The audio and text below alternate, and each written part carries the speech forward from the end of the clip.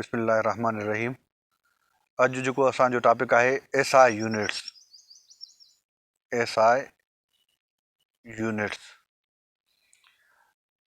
हिन खां अॻु में पाण पढ़ियासीं पे सिस्टम ऑफ यूनिट्स में मां 3 सिस्टम पढ़ाया, CGS, MKS ऐं FPS सिस्टम। उहे 3 सिस्टम जेके हुया 1960 खां बिफोर हुया। 1960 में हिकु इंटरनेशनल गॾिजाणी कई वई। उन इंटरनेशनल गॾिजाणी में इहो तय कयो वियो त पूरी दुनिया जे लाइ हिकिड़ो ई सिस्टम रखियो वञे। उहो पूरी दुनिया लाइ हिकिड़ो ई सिस्टम एसआई सिस्टम रखियो वियो। हिन सिस्टम में 7 बुनियादी एका आहिनि, 7 बेसिक फिज़िकल क्वांटिटीज़ आहिनि। उन जा 7 बुनियादी एका आहिनि। उन में पहिरीं फिज़िकल क्वांटिटी जेका आहे उहा लेंथ आहे। लेंथ, ॿियो मास, टियों टाइम, चौथों करंट, पंजों टेम्परेचर, छहों ल्यूमिनस इंटेंसिटी, रोशनी जी शिदत,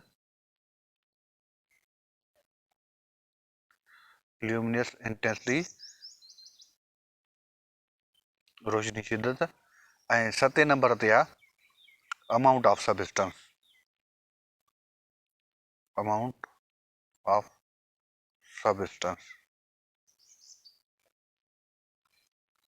हे 7 बुनियादी एका रखिया विया, 7 बुनियादी क्वांटिटी रखी हुई, बेसिक फिज़िकल क्वांटिटीज़। ऐं उन्हनि 7 बेसिक फिज़िकल क्वांटिटीज़ जा जेके यूनिट्स रखिया विया, लेंथ जो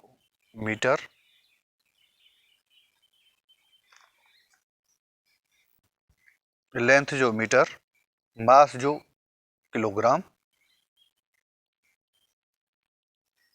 टाइम जो सेकंड, करंट जो एम्पियर, टेम्परेचर जो केल्विन, ल्यूमिनस इंटेंसिटी रोशनी शिदत जो कैंडिला, अमाउंट ऑफ सबस्टेंस जो मोल। ऐं मीटर जी निशानी M, किलोग्राम जी निशानी kg, सेकंड जी S, एम्पियर जी A, केल्विन जी K, कैंडिला जी C ऐं मोल जी mole. So candela, luminous intensity candela जी जेका आहे जो सैम्पल जेका आहे उहा CD आहे। अहिड़े तरीक़े सां अमाउंट ऑफ सबस्टेंस मोल जो मोल जेका आहे उहो सैम्पल आहे। हाणे चवनि था पिया लेंथ जो जेको यूनिट आहे मीटर। ऐं मीटर छा आहे? अॼु असां डिफाइन कंदासीं मीटर खे। त मीटर आहे छा? सभ खां पहिरियों त मीटर जेको आहे हिकु जेको डिस्टेंस आहे उहो प्लैटिनम रेडियम जी हिकिड़ी राड ठाही वई जंहिं ते 2 निशान लॻाया विया। मीटर जेको आहे डिस्टेंस आहे। मीटर डिस्टेंस आहे हिकु प्लैटिनम रेडियम जी राड ठाही वई। उन राड ते 2 निशान लॻाया विया। उन निशाननि जे विच वारे डिस्टेंस खे 1 मीटर चयो वेंदो हो। ऐं उहा जेका राड ठाही वई उहा प्लैटिनम ऐं रेडियम जी ठाही वई। प्लैटिनम ऐं रेडियम जेके आहिनि 2 धातु आहिनि, अहिड़ा धातु जंहिंखे टेम्परेचर सां चेंजिंग जेके तमामु जंहिंमें घटि अचनि पियूं। हिन में 90% जेका आहे प्लैटिनम इस्तेमालु कई हुई, 10% जेका आहे रेडियम इस्तेमालु कई हुई। छाजे लाइ इस्तेमालु कई हुई प्लैटिनम ऐं रेडियम? जे हिननि में टेम्परेचर सां चेंजिंग जेके आहिनि तमामु घटि अचनि पियूं। ऐं हिन राड खे आइडियल कंडीशन ते रखियो वियो त जीअं हिन में चेंजिंग्स न अचनि टेम्परेचर सां। उन हूंदे बि हुननि चयो त ठीकु आहे, टेम्परेचर सां हिन में चेंजिंग अची सघनि पियूं, इन खां अलावा ॿियो को यूनिट रखियो वञे। पोइ मीटर खे जेका भेट ॾिनी वई उहा ही पहिरीं डेफिनेशन थी वई मीटर जी। उन खां पोइ 2 नंबर ते वरी मीटर खे जेको भेट ॾिनी वई उहा ॾिनी वई रोशनी जी रफ़्तार सां। 1/299 792 458 पार्ट ऑफ अ सेकंड में जेको रोशनी जेका आहे रफ़्तार तय करे वई पई वैक्यूम में, उनखे 1 मीटर चयो वञे थो पियो। 299,792,458 हिकु सेकंड जे हिसे में जेको रोशनी रफ़्तार तय करे पई उनखे 1 मीटर चयो पियो। हाणे हिकु वॾो वैल्यू आहे, हिन वैल्यू खे यादि करणु थोरो मुश्किल थी वेंदो, सो असां हिनखे सिंपली हीअं लिखी सघूं था पिया 1/3 × 10⁸ पार्ट ऑफ अ सेकेंड में जेका रोशनी रफ़्तार तय कंदी, उन रफ़्तार उन जेको आहे डिस्टेंस खे, जेको रोशनी जेको डिस्टेंस ट्रेवल कंदी उन डिस्टेंस खे 1 मीटर चवंदासीं। सो हीअ जेका आहे 3 × 10⁸ छा आहे, स्पीड ऑफ लाइट आहे। स्पीड ऑफ लाइट मां इहो कयो वियो आहे।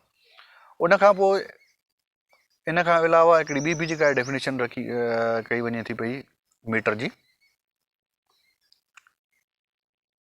1650738 वाइब्रेशन करप्टन आंसर जॾहिं वाइब्रेशन कंप्लीट करे त उते हिनखे जेको डिस्टेंस लॻंदो करप्टन 86 एटम जेको वाइब्रेशन कंप्लीट करे उन में हिनखे जेको डिस्टेंस लॻंदो उन डिस्टेंस खे मीन्स इहा जेका वेवलेंथ आहे 1,650,763 wavelength of red radiation of krypton answer. Krypton answer जेको रेडिएशन कार कंदो उन रेडिएशन मां रेड रेडिएशन जी जेके रेड रेडिएशन ॿाहिरि जेको निकिरंदो उन जूं एतिरी वेवलेंथ थिए त पोइ उहो जेको उन वेवलेंथ जो जेको डिस्टेंस हूंदो उहो 1 मीटर हूंदो। इहे टी डेफिनेशन थी हुई। हाणे हिन ते असां मीटर जूं जेके डेफिनेशन कयूंसीं टे। पहिरीं जेका प्लैटिनम रेडियम जेका राड ठहियल उन वारी, ॿी जेका असां रोशनी लाइट सां रोशनी जे डिस्टेंस सां उनखे भेटंदीसीं। टियों जेका आहे हीअ वेवलेंथ सां जेका भेटंदीसीं, कहिड़ो छाजी wavelength, red radiation of plant krypton answer जेको आहे रेडिएशन जेकी काट कंदो उन मां जेको रेड रेडिएशन हुनजी जेका वेवलेंथ हूंदी, जॾहिं उहे हेतिरियूं वेवलेंथ पूरियूं कंदो त उहा 1 मीटर डिस्टेंस जे बराबरि हूंदो। उन खां बाद में लेंथ जा जेके ॿिया बि यूनिट असां इस्तेमालु कंदा आहियूं। हीअ त जेके मीटर किलोमीटर वग़ैरह जेके डिस्टेंस असां मेजर करण लाइ इस्तेमालु कयूं था पिया, इहे इन लाइ असां आम स्केल सां मेजर करे सघंदासीं आम हिते असां वटि। लेकिन जेकॾहिं असां प्लैनेट्स में हलिया वञूं, जेकॾहिं असां स्टार्स में हलिया वञूं, त प्लैनेट्स ऐं स्टार्स में खे मेजर करण जे लाइ असां फुट स्केल या जेके मीटर स्केल असां हिते इस्तेमालु कंदा पिया, इहे त इस्तेमालु कोन करे सघंदासीं हिते। उते त इन सां मेजरमेंट कोन कंदासीं। पोइ उते इन्हनि शयुनि खे मेजर करण जे लाइ असां रोशनी जी रफ़्तार इस्तेमालु कंदा आहियूं। रोशनी जी रफ़्तार सां जेको इहो मेजर कंदा आहियूं, उन लाइ असां यूनिट इस्तेमालु कंदा आहियूं लाइट ईयर। छा इस्तेमालु कंदा आहियूं? Light year. हाणे लाइट ईयर छा आहे? Light year is the distance travelled by light in 1 year. Distance travelled by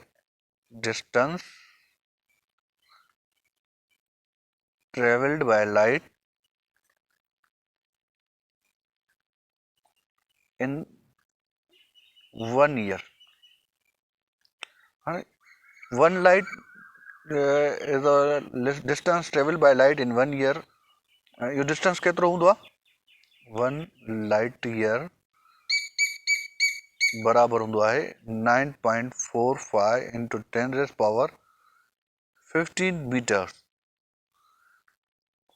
10⁻15 metres ही डिस्टेंस आहे जेको लाइट ट्रेवल करती पूरे साल में। हाणे हीअ जेको डिस्टेंस आहे लाइट ईयर, इन जेको लाइट ईयर जेको यूनिट आहे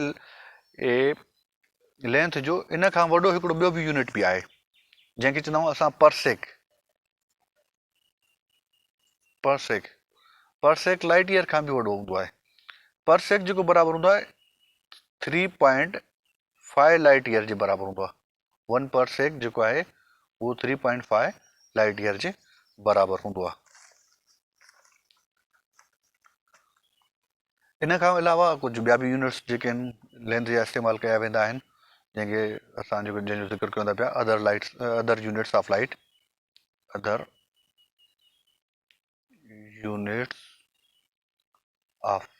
लाइट। ॿिया बि जेके आहिनि इस्तेमालु कया वेंदा आहिनि लाइट जा, जहिड़े तरीक़े सां यार्ड बि जेको आहे उहो लेंथ जो यूनिट आहे, लेकिन ऐसा यूनिट बि न आहे, अदर यूनिट्स में अचे थो पियो। 1 यार्ड जेको हूंदो आहे उहो 3 फुट जे बराबरि हूंदो आहे। 3 फुट जे बराबरि हूंदो आहे 1 यार्ड। उन खां पोइ गज़ आहे।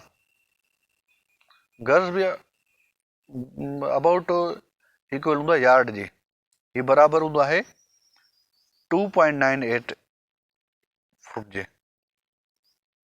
उन खां बाद में अगरि असां मीटर जी ॻाल्हि कयूं त 1 मीटर जेको आहे घणनि फुट जे बराबरि हूंदो आहे?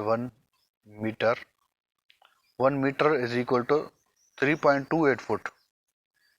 1 metre is equal to 3.28 foot.